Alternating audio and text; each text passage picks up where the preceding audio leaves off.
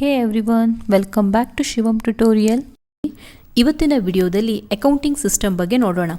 Main ಆಗಿ ಅಕೌಂಟನ್ನು ಎರಡು ಸಿಸ್ಟಮಲ್ಲಿ ಡಿವೈಡ್ ಮಾಡ್ಕೊಳ್ತಾರೆ. ಒಂದಂತ ಅಂದರೆ ಅಮೇರಿಕನ್ ಸಿಸ್ಟಮ್, ಇನ್ನೊಂದು ಇಂಗ್ಲೀಷ್ ಸಿಸ್ಟಮ್ ಅಂತ ಹೇಳಿ. ಅಮೇರಿಕನ್ ಸಿಸ್ಟಮ್ ಏನಿದೆ ಇದು ನಮ್ಮ ಸಿಲೆಬಸ್ಸಿಗೆ ಇರುವಂಥದ್ದು. ಸೊ ಇದ್ರ ಪ್ರಕಾರ ಅಕೌಂಟನ್ನು 5 ರೀತಿಯಲ್ಲಿ ಕ್ಯಾಟಗರೈಸ್ ಮಾಡ್ತಾರೆ. ಹಾಗಂತ ಅಂದರೆ ಅಸೆಟ್ಸ್ ಅಂತ ಹೇಳಿ ಒಂದು ಕ್ಯಾಟಗರಿ ಇರುತ್ತೆ, ಲ್ಯಾಬಿಲಿಟೀಸ್ ಅಂತ ಹೇಳಿ ಒಂದು ಕ್ಯಾಟಗರಿ ಮಾಡ್ಕೊಳ್ತಾರೆ, ಕ್ಯಾಪಿಟಲ್ ಅಂತ ಹೇಳಿ ಒಂದು ಕ್ಯಾಟಗರಿ ಮಾಡ್ಕೊಳ್ತಾರೆ, ಇನ್ಕಮ್ ರೆವೆನ್ಯೂ ಗೇನ್ ಅಂತ ಹೇಳಿ ಒಂದು ಕ್ಯಾಟಗರಿಯನ್ನು ಮಾಡ್ಕೊಳ್ತಾರೆ, ಆ್ಯಂಡ್ ಎಕ್ಸ್ಪೆನ್ಸಸ್ ಆರ್ ಲಾಸ್ ಅಂತ ಹೇಳಿ ಒಂದು ಕ್ಯಾಟಗರಿಯನ್ನು ಮಾಡ್ತಾರೆ. ಈ ಥರ 5 ಕ್ಯಾಟಗರಿ ಅಮೇರಿಕನ್ ಸಿಸ್ಟಮಲ್ಲಿ ಬರುತ್ತೆ. ನಾವು ಪ್ರಾಬ್ಲಮ್ಸನ್ನು ಸಾಲ್ವ್ ಮಾಡುವಾಗ ಈ ಕ್ಯಾಟಗರಿಗಳನ್ನು ಯೂಸ್ ಮಾಡ್ತೀವಿ ಮತ್ತು ರೂಲ್ಗಳನ್ನು ಅಪ್ಲೈ ಮಾಡ್ತೀವಿ. ಇನ್ನು ನೆಕ್ಸ್ಟ್ ಮೆಥಡ್ ಅಥವಾ ಇನ್ನೊಂದು ಸಿಸ್ಟಮ್ ಅಂತ ನೋಡೋದಿದ್ರೆ ಇಂಗ್ಲಿಷ್ ಸಿಸ್ಟಮ್. ಇದರಲ್ಲಿ real account, personal account, nominal account ಅಂತ ಹೇಳಿ ನಾವು ಅಕೌಂಟ್ಸನ್ನು 3 ಕ್ಯಾಟಗರಿಯಲ್ಲಿ ನೋಡ್ತೀವಿ. ಸೊ ಈ ಅಕೌಂಟ್ಸನ್ನು ಹೇಗೆ ಕ್ಯಾಟಗರಿಯಲ್ಲಿ ನೋಡೋದು ಅಂತ ಅಂದರೆ ಒಂದು ಎಕ್ಸಾಂಪಲ್ ಥ್ರೂ ನಾನು ನಿಮಗೆ ಇಲ್ಲಿ ಎಕ್ಸ್ಪ್ಲೇನ್ ಮಾಡ್ತೇನೆ. For example, purchased furniture for ₹10,000.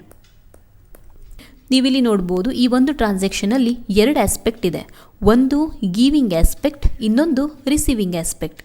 Giving aspect ಅಂತ ಅಂದರೆ ನಮ್ಮಿಂದ ಏನು ಹೋಗ್ತಾ ಇದೆ ಅಂತ ಹೇಳಿ ನೋಡ್ಬೋದು. ಇಲ್ಲಿ ಪರ್ಚೇಸ್ ಫರ್ನಿಚರ್ ₹10,000. ಹಾಗಂತ ಅಂದರೆ ಫರ್ನಿಚರ್ನ ಪರ್ಚೇಸ್ ಮಾಡ್ತಾ ಇದ್ದಾರೆ, ಬದಲಾಗಿ ಕ್ಯಾಶನ್ನು ಕೊಡ್ತಾ ಇದ್ದಾರೆ. ಅಂದರೆ ಗಿವಿಂಗ್ ಆಸ್ಪೆಕ್ಟ್ ಏನಾಗುತ್ತೆ, ಕ್ಯಾಶ್ ಆಗತ್ತೆ. ಅಂದರೆ ಏನು ನಮ್ಮಿಂದ ಹೋಗ್ತಾ ಇದೆ ಅನ್ನೋದು ಗಿವಿಂಗ್ ಆಸ್ಪೆಕ್ಟ್, ಹೌದಾ? ನಮಗೇನು ಬರ್ತಾ ಇದೆ ಮೀನ್ಸ್ ನಾವೇನು ರಿಸೀವ್ ಮಾಡ್ತಾ ಇದ್ದೀವಿ ಅದು ರಿಸೀವಿಂಗ್ ಆಸ್ಪೆಕ್ಟ್. ರಿಸೀವಿಂಗ್ ಆಸ್ಪೆಕ್ಟ್ ಏನಾಗುತ್ತೆ, ಫರ್ನಿಚರ್. ಈ ಥರ ಒಂದು ಟ್ರಾನ್ಸಾಕ್ಷನಲ್ಲಿ 2 ಆಸ್ಪೆಕ್ಟ್ ಇದ್ದೇ ಇರುತ್ತೆ. ಇದು ನಾವು ಡ್ಯುಯಲ್ ಆಸ್ಪೆಕ್ಟ್ ಕಾನ್ಸೆಪ್ಟಲ್ಲೂ ಕೂಡ ಕಲ್ತಿರ್ತೀವಿ, ಹೌದಾ? ಅದರ ಜೊತೆಗೆ ಡ್ಯುಯಲ್ ಆಸ್ಪೆಕ್ಟ್ ಕಾನ್ಸೆಪ್ಟಲ್ಲಿ ಇನ್ನೊಂದನ್ನು ಕಲ್ತಿದ್ದೀವಿ. ಅದೇನು ಅಂತ ಅಂದರೆ ನಾವಿಲ್ಲಿ ಕೇವಲ ಕ್ಯಾಶ್ ಆರ್ ಫರ್ನಿಚರ್ ಅಂದರೆ ಆಸ್ಪೆಕ್ಟನ್ನು ನಾವು ಅದರ ನೇಮಲ್ಲಿ ಅಲ್ಲ, ಬದಲಾಗಿ cash account or furniture account ಅಂತ ಹೇಳಿ ಯೂಸ್ ಮಾಡ್ತೀವಿ, ಹೌದಾ? ಹಾಗಿದ್ರೆ ಈ ಅಕೌಂಟ್ ಅಂತ ಹೇಳಿ ಯೂಸ್ ಮಾಡ್ತೀವಿ. ಈ ಅಕೌಂಟ್ ಯಾವ ಕೆಟಗರಿಯಲ್ಲಿ ಬರುತ್ತೆ ಅನ್ನೋದನ್ನು ನೋಡೋದು ತುಂಬ ಇಂಪಾರ್ಟೆಂಟ್ ಆಗುತ್ತೆ. ಹಾಗಂದರೆ ಈಗ ಕ್ಯಾಶ್ ಅಕೌಂಟ್ ಅಂತ ಹೇಳಿ ನಾನು ತಗೊಂಡೆ. ಈ ಕ್ಯಾಶ್ ಅಕೌಂಟ್ ಅನ್ನೋದು ಈ ಒಂದು ಅಮೇರಿಕನ್ ಸಿಸ್ಟಮಲ್ಲಿ ಇವಿಷ್ಟು ಕೆಟಗರಿಯಲ್ಲಿ ಯಾವ ಕೆಟಗರಿಯಲ್ಲಿ ಬರುತ್ತೆ? ಅದು ಅಸೆಟ್ ಆಗತ್ತಾ, ಅಥವಾ ಅದು ಲಯಬಿಲಿಟಿ ಆಗತ್ತಾ, ಅಥವಾ ಅದು ಕ್ಯಾಪಿಟಲ್ ಆಗತ್ತಾ, ಅಥವಾ ಅದು ಇನ್ಕಮ್ ಆರ್ ರೆವೆನ್ಯೂ ಗೇನ್ ಆಗುತ್ತಾ, ಅಥವಾ ಅದು ಎಕ್ಸ್ಪೆನ್ಸಸ್ ಆಗುತ್ತಾ ಅಂತ ನೋಡ್ತೀವಿ. ಅದರ ಜೊತೆಗೆ ಈ ಫರ್ನಿಚರ್ ಅಂತ ಇದೆ, ಹೌದಾ? ಈ ಫರ್ನಿಚರ್ ಅಕೌಂಟ್ ಕೂಡ ಇವಿಷ್ಟರಲ್ಲಿ ಯಾವ ಕೆಟಗರಿಯಲ್ಲಿ ಬರುತ್ತೆ ಅಂತ ಹೇಳಿ ನೋಡ್ತೀವಿ. ಇದ್ರ ಮೇಲೆ ನಿಮಗೆ ಒಂದು ಕ್ವಶನ್ ಕೂಡ ಕೇಳ್ತಾರೆ 6 ಮಾರ್ಕ್ಸಿಗೆ. Asset, liability, capital, income revenue gain, expenses or loss. ಇವುಗಳ ಮೀನಿಂಗ್ ನಿಮಗೆ ಗೊತ್ತಿರುತ್ತೆ. ಟರ್ಮಿನಾಲಜೀಸ್ಗಳಲ್ಲಿ ನೀವು ಇದ್ರ ಬಗ್ಗೆ ಕಲ್ತಿರ್ತೀರಿ. ಈಗ ಅದನ್ನು ಬೇಸಾಗಿಟ್ಕೊಂಡು ನೀವು ಕೆಟಗರಿ ಮಾಡೋದನ್ನು ಕೂಡ ಕಲಿಬೇಕಾಗತ್ತೆ. ಅಂದರೆ ಫಾರ್ ಎಕ್ಸಾಂಪಲ್ ಇಲ್ಲಿ ಕ್ಯಾಶ್ ಅಕೌಂಟ್ ಅಂತ ಇದೆ. ಕ್ಯಾಶ್ ಅಕೌಂಟ್ ಅಂತ ಇರೋದು ಇವಿಷ್ಟು ಕೆಟಗರಿಯಲ್ಲಿ ಯಾವುದರಲ್ಲಿ ಇನ್ಕ್ಲೂಡ್ ಆಗುತ್ತೆ? ಅದು ಅಸೆಟ್ ಆಗತ್ತೆ, ಹೌದಾ? ಕ್ಯಾಶ್ ಅನ್ನೋದು ಒಂದು ಅಸೆಟ್. ಅದೇ ರೀತಿಯಲ್ಲಿ ಫರ್ನಿಚರ್ ಅನ್ನೋದು ಕೂಡ ಒಂದು ಅಸೆಟ್ ಆಗತ್ತೆ. ಅಂದರೆ ಫರ್ನಿಚರ್ ಅಕೌಂಟ್ ಅನ್ನೋದು ಕೂಡ ಅಸೆಟ್ನ ಕೆಟಗರಿಗೆ ಅಪ್ಲೈ ಆಗತ್ತೆ. ಈ ರೀತಿ ಕೆಲವೊಂದು ಎಕ್ಸಾಂಪಲ್ಸ್ಗಳನ್ನು ನೋಡೋಣ, ಈ ಟಾಪಿಕ್ ಇನ್ನೂ ಕ್ಲಿಯರ್ ಆಗೋದಕ್ಕೆ. ಸೊ ಇಲ್ಲಿ ನಾನು ಕ್ವಶನ್ ಬ್ಯಾಂಕಲ್ಲಿರೋ 8th ಮತ್ತು 9th ಕ್ವಶನನ್ನು ತೊಗೊಂಡಿದ್ದೇನೆ. ನೀವಿಲ್ಲಿ ನೋಡ್ಬೋದು. ಕ್ವಶನ್ಸ್ ಹೇಗೆ ಕೊಡ್ತಾರೆ ಅಂತ ನೋಡಿ. Classify the following accounts into assets, liability, capital, expenses or loss and revenue or gain. So ಇಲ್ಲಿ ಕೆಲವು ಅಕೌಂಟ್ಸ್ಗಳನ್ನು ಕೊಟ್ಟಿದ್ದಾರೆ. ಇವುಗಳು ಯಾವ ಕೆಟಗರಿಗೆ ಹೋಗುತ್ತೆ ಅನ್ನೋದನ್ನು ನೀವಿಲ್ಲಿ ಹೇಳಬೇಕಾಗತ್ತೆ. ಸೊ ಫಸ್ಟ್ ನೋಡಿ, ಅಲ್ಲಿ ಕ್ಯಾಶ್ ಅಕೌಂಟ್ ಅಂತ ಇದೆ. ಸೊ ಕ್ಯಾಶ್ ಅನ್ನೋದು ಯಾವ ಕೆಟಗರಿಗೆ ಹೋಗುತ್ತೆ? ಇದು ಅಸೆಟ್ ಆಗುತ್ತೆ, ಹೌದಾ?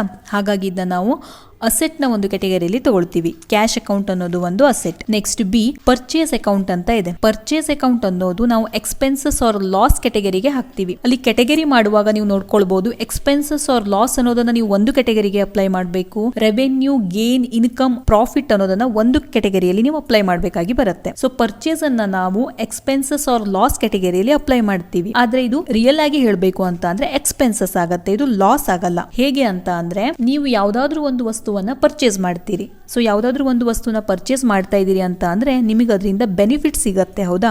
ನೀವು ದುಡ್ಡನ್ನು ಸ್ಪೆಂಡ್ ಮಾಡ್ತೀರಿ, ಒಂದು ವಸ್ತುವನ್ನು ಪರ್ಚೇಸ್ ಮಾಡ್ತೀರಿ. ನೀವು ದುಡ್ಡನ್ನು ಸ್ಪೆಂಡ್ ಮಾಡ್ತಾ ಇದ್ದೀರಿ, ಅದಕ್ಕೆ ಬದಲಾಗಿ ನೀವು ಅದರಿಂದ ಬೆನಿಫಿಟ್ ತಗೊಳ್ತೀರಿ. ಹಾಗಾಗಿ ಅದು ಲಾಸ್ ಆಗೋದಿಲ್ಲ, ಎಕ್ಸ್ಪೆನ್ಸಸ್ ಆಗತ್ತೆ. ಆದ್ರೆ ನಾವು ಕೆಟಗರಿ ಮಾಡುವಾಗ ಎಕ್ಸ್ಪೆನ್ಸಸ್ ಮತ್ತೆ ಲಾಸ್ ಅನ್ನ ಒಂದೇ ಕೆಟಗರಿಯಲ್ಲಿ ತಗೊಳ್ತೀವಿ. ನೆಕ್ಸ್ಟ್ ಸಿ ನೋಡಿಯಲ್ಲಿ ಡ್ರಾಯಿಂಗ್ಸ್ ಅಕೌಂಟ್ ಅಂತ ಇದೆ. ಡ್ರಾಯಿಂಗ್ಸ್ ಅಕೌಂಟ್ ಅನ್ನೋದು ಕ್ಯಾಪಿಟಲ್ ಗೆ ರಿಲೇಟೆಡ್ ಆಗಿರುವಂತದ್ದು. ಅಂದ್ರೆ ಯಾವಾಗ ಓನರ್ ಅವನ ಪರ್ಸನಲ್ ಯೂಸಿಗೆ ಬಿಸ್ನೆಸ್ ದುಡ್ಡನ್ನ ವಿಡ್ರಾ ಮಾಡ್ಕೊಂಡು ಹೋಗ್ತಾನೋ ಅದು ಡ್ರಾಯಿಂಗ್ಸ್ ಆಗತ್ತೆ.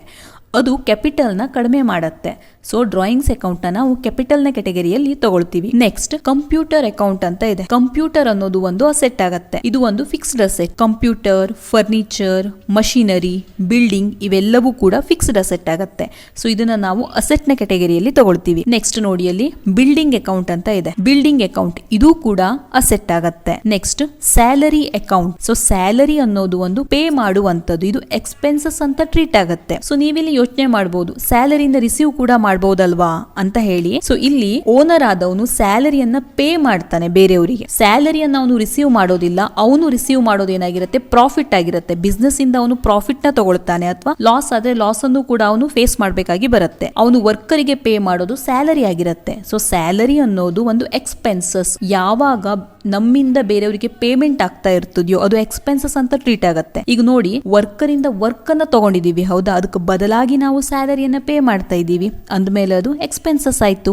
ಒಂದು ಬೆನಿಫಿಟ್ಗೆ ದುಡ್ಡು ಎಕ್ಸ್ಚೇಂಜ್ ಆಗ್ತಾ ಇದೆ ಅಂದಾಗ ಅದು ಎಕ್ಸ್ಪೆನ್ಸಸ್ ಆಗತ್ತೆ. ಸೊ ಇಲ್ಲಿ ಸ್ಯಾಲರಿ ಅಕೌಂಟ್ ಅನ್ನೋದು ಎಕ್ಸ್ಪೆನ್ಸಸ್ ಆಗತ್ತೆ ಅಥವಾ ಎಕ್ಸ್ಪೆನ್ಸಸ್ ಆರ್ ಲಾಸ್ ಕೆಟಗರಿಯಲ್ಲಿ ನಾವಿದ್ನ ಅಪ್ಲೈ ಮಾಡ್ಕೋತೀವಿ. ನೆಕ್ಸ್ಟ್ ನೋಡಿ ಅಲ್ಲಿ ಇಂಟ್ರೆಸ್ಟ್ ಆನ್ ಇನ್ವೆಸ್ಟ್ಮೆಂಟ್ ಅಕೌಂಟ್ ಅಂತ ಇದೆ. ಇಂಟ್ರೆಸ್ಟ್ ಆನ್ ಇನ್ವೆಸ್ಟ್ಮೆಂಟ್ ಅಂದ್ರೆ ನೀವು ಯಾವ್ದಾದ್ರು ಒಂದು ಫೈನಾನ್ಷಿಯಲ್ ಇನ್ಸ್ಟಿಟ್ಯೂಷನ್ ಅಲ್ಲಿ ಇನ್ವೆಸ್ಟ್ಮೆಂಟ್ ಮಾಡಿಟ್ಟಿದ್ದೀರಿ ಅಂತ ಅನ್ಕೊಳ್ಳಿ. ಆ ಇನ್ವೆಸ್ಟ್ಮೆಂಟ್ಗೆ ನೀವು ಇಟ್ಟಿರುವಂತ ದುಡ್ಡಿಗೆ ಬಡ್ಡಿ ಬರ್ತಾ ಇದೆ.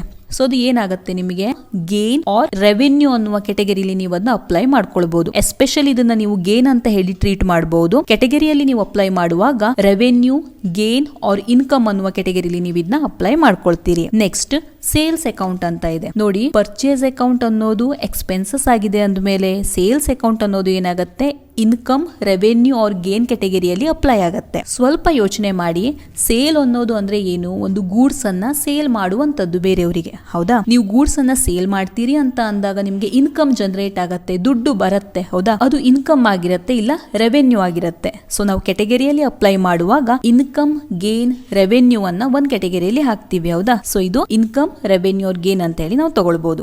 Next out standing salary account. Out standing salary account ಅಂತ ಅಂದ್ರೆ ಸ್ಯಾಲರಿ ಅಕೌಂಟ್ ಈಗ ಜಸ್ಟ್ ಹೇಳ್ದಂಗೆ ಅದು ಎಕ್ಸ್ಪೆನ್ಸಸ್, ಹೌದಾ. ಯಾವಾಗೆಲ್ಲ ಎಕ್ಸ್ಪೆನ್ಸಸ್ ಅನ್ನೋದು ಔಟ್ ಸ್ಟ್ಯಾಂಡಿಂಗ್ ಇರುತ್ತೆ. ಸೊ ಏನಿದು ಔಟ್ ಸ್ಟ್ಯಾಂಡಿಂಗ್ ಅಂತ ಅಂದ್ರೆ, ಔಟ್ ಸ್ಟ್ಯಾಂಡಿಂಗ್ ಅಂತ ಅಂದ್ರೆ ಪೆಂಡಿಂಗ್ ಇದೆ ಅಂತ ಅಥವಾ ಡ್ಯೂ ಇದೆ ಅಂತ ಹೇಳಿ ಅರ್ಥ. ಈಗ ನೋಡಿ ಎಕ್ಸ್ಪೆನ್ಸಸ್ ಅಂತ ಅಂದ್ರೆ ನೀವು ಪೇ ಮಾಡುವಂತದ್ದು, ನೀವು ಕೊಡುವಂತಹ ದುಡ್ಡು ಪೆಂಡಿಂಗ್ ಇದೆ ಅಥವಾ ಡ್ಯೂ ಇದೆ, ಕೊಡೋದಿದೆ ಅಂದ್ರೆ ಅರ್ಥ ಏನು, ಕೊಡ್ಲೇಬೇಕಾಗಿ ಬರ್ತದೆ. ಅದು ಒಂದು ಹೊಣೆಗಾರಿಕೆ, ಹೌದಾ. ನೀವು ಯಾವ್ದಾದ್ರು ಒಂದು ವರ್ಕರ್ಸ್ ಇಂದ ವರ್ಕ್ ಅನ್ನ ತಗೊಂಡಿದ್ದೀರಿ, ಅದರಿಗೆ ಪೇಮೆಂಟ್ ಮಾಡಿಲ್ಲ, ಹಾಗೆ ಪೆಂಡಿಂಗ್ ಇಟ್ಕೊಂಡಿದ್ದೀರಿ ಅಂತ ಅಂದ್ರೆ ಆಗತ್ತಾ, ನೀವು ಅದನ್ನ ಪೇಮೆಂಟ್ ಮಾಡ್ಲೇಬೇಕಾಗಿ ಬರ್ತದೆ. ಅಂದ್ರೆ ಯಾವಾಗೆಲ್ಲ ಎಕ್ಸ್ಪೆನ್ಸಸ್ ಅನ್ನೋದು ಔಟ್ ಸ್ಟ್ಯಾಂಡಿಂಗ್ ಇರುತ್ತೋ, ಎಕ್ಸ್ಪೆನ್ಸಸ್ ಅನ್ನೋದು ಡ್ಯೂ ಹಾಕೊಂಡಿರುತ್ತೋ ಅದನ್ನ ಪೇಮೆಂಟ್ ಮಾಡ್ಲೇಬೇಕಾಗಿ ಬರ್ತದೆ. ಅದು ಲೈಬಲಿಟಿ ಅಂತ ಹೇಳಿ ಕನ್ಸಿಡರ್ ಆಗತ್ತೆ. ಅದು ಒಂದು ಹೊಣೆಗಾರಿಕೆ ಅಲ್ವಾ, ಹಾಗಾಗಿ ಅದು ಲೈಬಲಿಟಿ ಅಂತ ಹೇಳಿ ಕನ್ಸಿಡರ್ ಆಗತ್ತೆ. ನೆಕ್ಸ್ಟ್ ನೋಡಿ ಅಲ್ಲಿ ಕ್ರೆಡಿಟರ್ಸ್ ಅಕೌಂಟ್. ಕ್ರೆಡಿಟರ್ಸ್ ಅಂತ ಅಂದ್ರೆ ಬಿಸ್ನೆಸ್ ಇಂದ ಬೇರೆ ಒಂದು ವ್ಯಕ್ತಿಗೆ ಪೇ ಆಗುವಂತದ್ದು, ಆ ವ್ಯಕ್ತಿಯನ್ನ ಕ್ರೆಡಿಟರ್ ಅಂತ ಹೇಳಿ ಟ್ರೀಟ್ ಮಾಡ್ಕೊಳ್ತೀವಿ. ಸೊ ಯಾವಾಗೆಲ್ಲ ಬಿಸ್ನೆಸ್ ಇಂದ ದುಡ್ಡು ಪೇ ಆಗೋದಿದೆ ಅಥವಾ ಬೇರೆ ಯಾವ್ದಾದ್ರು ವ್ಯಕ್ತಿಗೆ ದುಡ್ಡನ್ನ ಕೊಡೋದಿದೆ ಅಂತ ಬಂದಾಗ ಅದು ಕೂಡ ಒಂದು ಹೊಣೆಗಾರಿಕೆ ಆಗ್ತದೆ, ಅದು ಲೈಬಲಿಟಿ ಅಂತ ಹೇಳಿ ಕನ್ಸಿಡರ್ ಆಗತ್ತೆ. ನೆಕ್ಸ್ಟ್ ನೋಡಿ ಅಲ್ಲಿ ಪರ್ಚೇಸ್ ರಿಟರ್ನ್ ಅಕೌಂಟ್ ಅಂತ ಇದೆ. ಪರ್ಚೇಸ್ ಅಕೌಂಟ್ ಅನ್ನೋದು ಒಂದು ಎಕ್ಸ್ಪೆನ್ಸಸ್, ಹೌದಾ. ಪರ್ಚೇಸ್ ರಿಟರ್ನ್ ಅಂದ್ರೆ ನೀವು ಪರ್ಚೇಸ್ ಮಾಡಿದ ವಸ್ತುವನ್ನ ನೀವು ವಾಪಸ್ ಕೊಡ್ತಾ ಇದೀರಿ ಅಂತ ಅನ್ಕೊಳ್ಳಿ. ಅವಾಗ ಏನಾಗುತ್ತೆ, ಅಗೇನ್ ನಿಮ್ಗೆ ಇನ್ಕಮ್ ಜನರೇಟ್ ಆಗತ್ತೆ, ಹೌದಾ. ಗೂಡ್ಸ್ ಹೋಗಿ ದುಡ್ಡೇನ್ ಬರುತ್ತೆ, ವಾಪಸ್ ಬರುತ್ತೆ ನಿಮಗೆ. ಹಾಗಾಗಿ ಪರ್ಚೇಸ್ ಅನ್ನೋದು ಎಕ್ಸ್ಪೆನ್ಸಸ್ ಆಗತ್ತೆ. ಪರ್ಚೇಸ್ ರಿಟರ್ನ್ ಅನ್ನೋದು ಇನ್ಕಮ್, ರೆವೆನ್ಯೂ ಆರ್ ಗೇನ್ ಕೆಟಗರಿಗೆ ನೀವು ಅಪ್ಲೈ ಮಾಡ್ಕೊಳ್ಬೇಕಾಗತ್ತೆ. ಇದೇನಾಗತ್ತೆ ಅಂದ್ರೆ ರೆವೆನ್ಯೂ ಆಗತ್ತೆ. ಆದ್ರೆ ಕೆಟಗರಿಯಲ್ಲಿ ನೀವು ಅಪ್ಲೈ ಮಾಡುವಾಗ ಇನ್ಕಮ್, ರೆವೆನ್ಯೂ, ಗೇನ್ ಅನ್ನ ನೀವು ಒಂದ್ ಸೈಡ್ ಅಲ್ಲಿ ಬರೀತೀರಿ. Next bills receivable account. So ಏನಿದು ಬಿಲ್ಸ್ ರಿಸೀವೇಬಲ್ ಅಕೌಂಟ್ ಅಂತ ಅಂದ್ರೆ ಹೆಸರೇ ಹೇಳೋ ತರ ನೋಡಿ, ಯಾವುದೋ ಒಂದು ಬಿಲ್ ಇದೆ, ನಿಮ್ಗೆ ಬರೋದಿದೆ, ಮೀನ್ಸ್ ದುಡ್ಡು ಬರೋದಿದೆ. ಇನ್ನು ಈಸಿಯಾಗಿ ಹೇಳ್ಬೇಕಂತ ಅಂದ್ರೆ ಈಗ ಒಂದು ಓನರ್ ಇರ್ತಾನೆ, ಅವನು ಒಂದು ಹೊಸ ಕಸ್ಟಮರ್ಗೆ ಗೂಡ್ಸ್ ಅನ್ನ ಕೊಟ್ಟಿರ್ತಾನೆ, ಒಂದು 10,000 ವರ್ತಿನ ಗೂಡ್ಸ್ ಅನ್ನ ಸೇಲ್ ಮಾಡಿದಾನೆ ಅಂತ ಅನ್ಕೊಳ್ಳಿ. ಆ ಒಂದು ಕಸ್ಟಮರ್ ಏನಿದಾನೆ ಅಮೌಂಟ್ ಅನ್ನ ಕೊಟ್ಟಿರೋದಿಲ್ಲ, ಮುಂದೊಂದ್ ದಿನ ಕೊಡ್ತೆ ಅಂತ ಹೇಳ್ತಾನೆ. ಈ ಓನರ್ ಆದವನು ಆ ಕಸ್ಟಮರ್ ನ ಹೇಗ್ ನಂಬಬೇಕು, ಅದಕ್ಕೋಸ್ಕರ ಇವನು ಒಂದು ನೋಟ್ ಅನ್ನ ಕ್ರಿಯೇಟ್ ಮಾಡ್ತಾನೆ. ಅದನ್ನ ನಾವು ಪ್ರೊಮಿಸರಿ ನೋಟ್ ಅಂತ ಹೇಳಿ ಕರಿತೀವಿ. ಅದರಲ್ಲಿ ಎಲ್ಲಾ ತರ ಡೀಟೇಲ್ಸ್ ರೆಕಾರ್ಡ್ ಮಾಡಿರ್ತಾನೆ. ಅಂದ್ರೆ ಈ ವ್ಯಕ್ತಿಗೆ ನಾನು ಎಷ್ಟು ಗೂಡ್ಸ್ ಅನ್ನ ಸೇಲ್ ಮಾಡಿದ್ದೇನೆ, ಈ ವ್ಯಕ್ತಿಯಿಂದ ನನಗೆ ನನಗೆ ಎಷ್ಟು ದುಡ್ಡು ಬರೋದಿದೆ ಅನ್ನೋದೆಲ್ಲ ಡೀಟೇಲ್ಸ್ ಅದರಲ್ಲಿ ಇರುತ್ತೆ. ಅದರಲ್ಲಿ ಆ ವ್ಯಕ್ತಿಯಿಂದ ಸಿಗ್ನೇಚರ್ ಮಾಡಿಸ್ಕೊಂಡು ಅವನದನ್ನ ಇಟ್ಕೊಂಡಿರ್ತಾನೆ. ಅದರ ಅರ್ಥ ಪ್ರೊಮಿಸರಿ ನೋಟ್. ಅದರ ಅರ್ಥ ಬಿಸ್ನೆಸ್ಗೆ ದುಡ್ಡು ಬರೋದಿದೆ, ಬಿಲ್ ಒಂದು ರಿಸೀವ್ ಆಗೋದಿದೆ, ಬಿಲ್ ಮೂಲಕ ದುಡ್ಡು ಬರೋದಿದೆ ಅಂತ ಹೇಳಿ ಅರ್ಥ. ನೋಡಿ, ರಿಸೀವೇಬಲ್ ಅಂತ ಇದೆ, ಹೌದಾ? ಬಿಲ್ಲಿನ ಮೂಲಕ ದುಡ್ಡು ಬರೋದಿದೆ, ಹಾಗಾಗಿ ಅದು ಅಸೆಟ್ ಅಂತ ಹೇಳಿ ಟ್ರೀಟ್ ಆಗತ್ತೆ. ಇದನ್ನ ಪ್ರೆಸೆಂಟ್ ಹೇಗ್ ಮಾಡೋದು ಅಂತ ಹೇಳಿ ನೋಡೋಣ. ನೀವು ಎಕ್ಸಾಮ್ ಅಲ್ಲಿ ಪ್ರೆಸೆಂಟ್ ಮಾಡುವಾಗ ಈ ತರ ನೀಟಾಗಿ ಕಾಲಮ್ ಗಳನ್ನ ಹಾಕಿ ಪ್ರೆಸೆಂಟ್ ಮಾಡೋದ್ರಿಂದ ಈಸಿ ಆಗತ್ತೆ. ಅಸೆಟ್ಸ್ ಇಂದ ಒಂದು ಕಾಲಮ್ ಮಾಡ್ಕೊಂಡಿದ್ದೇನೆ ನೋಡಿ, ಲ್ಯಾಬಿಲಿಟಿ ಒಂದು ಕಾಲಮ್ ಇದೆ, ರೆವೆನ್ಯೂ ಆರ್ ಗೇನಿನ ಒಂದು ಕಾಲಮ್ ಇದೆ, ಎಕ್ಸ್ಪೆನ್ಸಸ್ ಆರ್ ಲಾಸ್ ಇಂದ ಒಂದು ಕಾಲಮ್ ಮಾಡ್ಕೊಂಡಿದ್ದೇನೆ, ಕ್ಯಾಪಿಟಲ್ ನ ಒಂದು ಕಾಲಮ್ ಅಲ್ಲಿ ಹಾಕಿದ್ದೇನೆ. ಸೊ ಈ ತರ ಮಾಡೋದ್ರಿಂದ ನಿಮಗೆ 6 ಮಾರ್ಕ್ಸ್ ಅವೈಲೇಬಲ್ ಇರುತ್ತೆ as per Karnataka PU board. Next question ನೋಡಿ, ಇಲ್ಲಿ ಫಸ್ಟ್ ಒನ್ ಇದೆ ಫರ್ನಿಚರ್ ಅಕೌಂಟ್ ಅಂತ ಇದೆ, ಹೌದಾ? ಫರ್ನಿಚರ್ ಅಕೌಂಟ್ ಅನ್ನೋದು ಒಂದು ಅಸೆಟ್ ಆಗುತ್ತೆ. ಸೊ ಹಾಗಾಗಿ ಇದನ್ನ ನಾವು ಅಸೆಟ್ನ ಕ್ಯಾಟಗರಿಯಲ್ಲಿ ರೆಕಾರ್ಡ್ ಮಾಡೋಣ. ಸೊ ನಾನಿಲ್ಲಿ ಫಾರ್ಮೆಟ್ನು ಇಲ್ಲಿ ಹಾಕೊಂಡ್ಬಿಟ್ಟಿದ್ದೀನಿ ನೋಡಿ, ಇದೆ asset, liability, revenue or gain, expenses or loss, capital ಅಂತ ಇದೆ. ನಾನು ಇಲ್ಲಿ ರೆಕಾರ್ಡ್ ಮಾಡ್ತಾ ಹೋಗ್ತೇನೆ. ಫಸ್ಟ್ ಒನ್ ಫರ್ನಿಚರ್ ಅಕೌಂಟ್ ಅಂತ ಇತ್ತು, ಹೌದಾ? ಅದನ್ನು ನಾವು ಬರಿತೀವಿ ಅಸೆಟ್ಟಲ್ಲಿ. ಇಲ್ಲಿ ಅಸೆಟ್ಟಲ್ಲಿ ಬರಿತೀವಿ furniture account, furniture account. Next ನೋಡೋಣ. ಸೊ ನೋಡಿ, ಅಲ್ಲಿ ಸೆಕೆಂಡ್ ಒನ್ ಔಟ್ಸ್ಟ್ಯಾಂಡಿಂಗ್ ರೆಂಟ್ ಅಂತ ಇದೆ. ಈಗ ನಾನು ಪ್ರೀವಿಯಸ್ ಒಂದು ಕ್ವಶನ್ನ ಸಾಲ್ವ್ ಮಾಡುವಾಗಲೇ ಎಕ್ಸ್ಪೆನ್ಸಸ್ಗಳು ಔಟ್ಸ್ಟ್ಯಾಂಡಿಂಗ್ ಇದ್ದಾಗ ಏನು ಮಾಡಬೇಕು ಅಂತ ಅಂದೆ, ಹೌದಾ? ಎಕ್ಸ್ಪೆನ್ಸಸ್ಸಲ್ಲಿ ಸ್ಯಾಲರಿ ಒಂದು ಔಟ್ಸ್ಟ್ಯಾಂಡಿಂಗ್ ಇರೋದು ಇತ್ತು. ಸ್ಯಾಲರಿ ಅನ್ನೋದು ಒಂದು ಎಕ್ಸ್ಪೆನ್ಸಸ್, ಹೌದಾ? ಎಕ್ಸ್ಪೆನ್ಸಸ್ಗಳು ಔಟ್ಸ್ಟ್ಯಾಂಡಿಂಗ್ ಇದ್ದಾಗ ನಾವು ಅದನ್ನು ಲೈಬಲಿಟಿ ಅಂತ ಹೇಳಿ ಕನ್ಸಿಡರ್ ಮಾಡ್ಕೊಳ್ತೀವಿ. ಸೊ ಇದು ಹೇಗೆ ಅಂತ ಎಕ್ಸ್ಪ್ಲೇನ್ ಮಾಡಿದೆ. ಈಗ ನಾವು ಇದನ್ನು ರೆಂಟ್ ಇನ್ಕಮ್ ಅಂತ ಹೇಳಿ ಕನ್ಸಿಡರ್ ಮಾಡೋಣ, ಅಂದರೆ ರೆಂಟ್ ರಿಸೀವ್ ಅಂತ ಹೇಳಿ ಕನ್ಸಿಡರ್ ಮಾಡೋಣ. ಇಲ್ಲಿ ಏನೂ ಮೆನ್ಷನ್ ಮಾಡಿಲ್ಲ, ರೆಂಟ್ ಪೇ ಆಗಿದೆಯೋ ಅಥವಾ ರೆಂಟ್ ರಿಸೀವ್ ಆಗಿದೆಯೋ ಏನು ಅಂತ ಹೇಳಿ ಮೆನ್ಷನ್ ಮಾಡಿಲ್ಲ. ಇದನ್ನು ನಾವು ರೆಂಟ್ ರಿಸೀವ್ ಅಂತ ಹೇಳಿ ಕನ್ಸಿಡರ್ ಮಾಡ್ಕೊಳ್ಳೋಣ. ನೋಡಿ, ರೆಂಟ್ ರಿಸೀವ್ ಅಂತ ಅಂದರೆ ಇದು ಇನ್ಕಮ್ ಆಗುತ್ತೆ. ಹೇಗೆ ಇನ್ಕಮ್ ಆಗುತ್ತೆ, ನಮ್ಗೆ ಹೇಗೆ ಗೊತ್ತಾಗುತ್ತೆ ಇದು ಇನ್ಕಮ್ ಅಂತ ಹೇಳಿ? ನೋಡಿ, ರಿಸೀವ್ಡ್ ಅಂತ ಇದೆ, ಹೌದಾ? ನಾವು ರಿಸೀವ್ ಮಾಡ್ತಾ ಇದ್ದೀವಿ ಅಂತ ಅಂದರೆ ನಮಗೆ ದುಡ್ಡು ಬರ್ತಾ ಇದೆ ಅಂತ ಅರ್ಥ, ಅಂದರೆ ಅದು ಇನ್ಕಮ್ ಆಗುತ್ತೆ. ನೋಡಿ, ಇನ್ಕಮ್ ಆರ್ ಗೇನ್ ಅಂತ ತಗೊಳ್ಳಿ, ಇನ್ಕಮ್ ಆರ್ ಗೇನ್. ಈಗ ನೋಡಿ, rent received income or gain ಅನ್ನೋ ಕ್ಯಾಟಗರಿಯಲ್ಲಿ ಬರುತ್ತೆ. ಆದರೆ ಇದು ಔಟ್ಸ್ಟ್ಯಾಂಡಿಂಗ್ ಇದೆ, ಮೀನ್ಸ್ ಪೆಂಡಿಂಗ್ ಇದೆ. ಔಟ್ಸ್ಟ್ಯಾಂಡಿಂಗ್ ಅಂತ ಅಂದರೆ ಡ್ಯೂ ಇರೋದು ಅಂತ ಅರ್ಥ, ಹೌದಾ? ಪೆಂಡಿಂಗ್ ಇದೆ ಅಂತ ಅರ್ಥ. ಸ್ವಲ್ಪ ಯೋಚನೆ ಮಾಡಿ, ನಿಮಗೆ ಬರುವಂತಹ ದುಡ್ಡು ಪೆಂಡಿಂಗ್ ಇದೆ, ಡ್ಯೂ ಇದೆ. ನಿಮಗೆ ಯಾರೋ ದುಡ್ಡನ್ನು ಕೊಡ್ತೆ ಅಂತ ಹೇಳಿದರು, ಕೊಟ್ಟಿಲ್ಲ, ಕೊಡ್ತಾರೆ ಅಂತ ಅಂದ್ಕೊಳ್ಳಿ. ಆಗ ಏನಾಗುತ್ತೆ, ಅದು ಲಯಬಿಲಿಟಿ ಆಗತ್ತೋ ಅಥವಾ ಅಸೆಟ್ ಆಗತ್ತೋ? ಅದೇನಾಗತ್ತೆ, ಅಸೆಟ್ ಆಗತ್ತೆ, ಹೌದಾ? ಅಂದರೆ ನಿಮಗೆ ಬರುವಂತಹ ದುಡ್ಡುಗಳೆಲ್ಲ ಅಸೆಟ್ ಆಗತ್ತೆ, ನಿಮ್ಮಿಂದ ಹೋಗುವಂತಹದ್ದೆಲ್ಲ ಲಯಬಿಲಿಟಿ ಆಗಿರುತ್ತೆ. ಅಂದರೆ ನೀವೇನಾದರೂ ಇನ್ಕಮನ್ನು ರಿಸೀವ್ ಮಾಡೋದು ಔಟ್ಸ್ಟ್ಯಾಂಡಿಂಗ್ ಇದ್ದರೆ, ಡ್ಯೂ ಇದ್ದರೆ, ಪೆಂಡಿಂಗ್ ಇದ್ದರೆ ಅದೇನಾಗುತ್ತೆ, ಅಸೆಟ್ ಅಂತ ಹೇಳಿ ಟ್ರೀಟ್ ಆಗುತ್ತೆ. ಸೊ ಇಲ್ಲಿ ನಾನು ಔಟ್ಸ್ಟ್ಯಾಂಡಿಂಗ್ ರೆಂಟ್ ಅನ್ನೋದನ್ನು ರೆಂಟ್ ರಿಸೀವ್ಡ್ ಅಂತ ಹೇಳಿ ಕನ್ಸಿಡರ್ ಮಾಡಿ ಇದನ್ನ ಅಸೆಟ್ ಅಂತ ಹೇಳಿ ತೊಗೊಳ್ತೇನೆ. ಒಂದೊಮ್ಮೆ ನೀವು ಇದನ್ನು ರೆಂಟ್ ಪೇಯ್ಡ್ ಅಂತ ಹೇಳಿ ಕನ್ಸಿಡರ್ ಮಾಡಿಬಿಟ್ರೆ ನೀವು ಲಯಬಿಲಿಟಿ ಅಂತ ಹೇಳಿ ತೊಗೊಳ್ಬೇಕಾಗತ್ತೆ. ಸೊ ನಾನಿಲ್ಲಿ ಇದನ್ನು ಅಸೆಟ್ ಅಂತ ಹೇಳಿ ತೊಗೊಳ್ತೇನೆ. ಸೊ ಅಸೆಟ್ಟನ್ನು ಅಂಡರಲ್ಲಿ ನಾನು ಬರೀತೇನೆ ಔಟ್ಸ್ಟ್ಯಾಂಡಿಂಗ್ ರೆಂಟ್ ಅಕೌಂಟ್. ನೆಕ್ಸ್ಟ್ ನೋಡಿ, ಇಲ್ಲಿ ಬ್ಯಾಡ್ ಡೆಟ್ಸ್ ಅಂತ ಇದೆ. ಸೊ ಏನಿದು ಬ್ಯಾಡ್ ಡೆಟ್ಸ್ ಅಂತ ಅಂದರೆ, ನೀವು ಡೆಟಾರ್ಸ್ ಅಂತ ಹೇಳಿ ಕೇಳಿರ್ತೀರಿ, ಹೌದಾ? ಡೆಟಾರ್ಸ್ ಅಂತ ಅಂದರೆ ಒಬ್ಬ ಪರ್ಸನ್ ಆಗಿರ್ತಾರೆ, ಯಾರು ಬಿಸ್ನೆಸ್ಸಿಗೆ ಅಮೌಂಟನ್ನ ಪೇ ಮಾಡ್ತೆ ಅಂತ ಹೇಳಿದಾನೋ ಅವನನ್ನು ಅಸೆಟ್ ಅಂತ ಹೇಳಿ ಕೂಡ ಟ್ರೀಟ್ ಮಾಡ್ತಾರೆ, ಅಥವಾ ಡೆಟಾರನ್ನು ಅಸೆಟ್ ಅಂತ ಹೇಳಿ ಟ್ರೀಟ್ ಮಾಡ್ಕೊಳ್ತೀವಿ. ಯಾಕೆ ಅಂತ ಅಂದರೆ ಬಿಸ್ನೆಸ್ಸಿಗೆ ದುಡ್ಡನ್ನು ಕೊಡುವವನಿರ್ತಾನೆ ಅವನು. ಈಗ ನೋಡಿ, ಈಗ ಫಾರ್ ಎಕ್ಸಾಂಪಲ್ ಒಬ್ಬ ವ್ಯಕ್ತಿ ಇದ್ದಾನೆ, ಅವನಿಗೆ ನಾವು 5000 ವರ್ತಿನ ಗೂಡ್ಸನ್ನು ಸೇಲ್ ಮಾಡಿರ್ತೀವಿ. ಓಕೆ, ಅವ್ನು ನಮಗೆ ದುಡ್ಡನ್ನು ಕೊಟ್ಟಿರೋದಿಲ್ಲ, ಮುಂದೊಂದು ದಿನ ಕೊಡ್ತೆ ಅಂತ ಹೇಳಿದ್ದಾನೆ. ಆ ವ್ಯಕ್ತಿ ಏನು ಮಾಡ್ತಾನೆ, ಈ 5000 ದುಡ್ಡನ್ನು ನಮಗೆ ಕೊಡೋದೇ ಇಲ್ಲ. ನಾವು ಗೂಡ್ಸನ್ನೇನೋ ಸೇಲ್ ಮಾಡಿದ್ದೀವಿ, ಅವ್ನು ನಮಗೆ ದುಡ್ಡನ್ನು ಕೊಡಬೇಕಿತ್ತು, ಬಟ್ ಅವ್ನು ಕೊಡೋದೇ ಇಲ್ಲ, ಯಾವತ್ತೂ ಕೊಡೋದೇ ಇಲ್ಲ. ಅಂದರೆ ಈ 5000 ರುಪೀಸ್ ಏನಾಗುತ್ತೆ, ನಮ್ಗೆ ಯಾವತ್ತೂ ಬರೋದೇ ಇಲ್ಲ.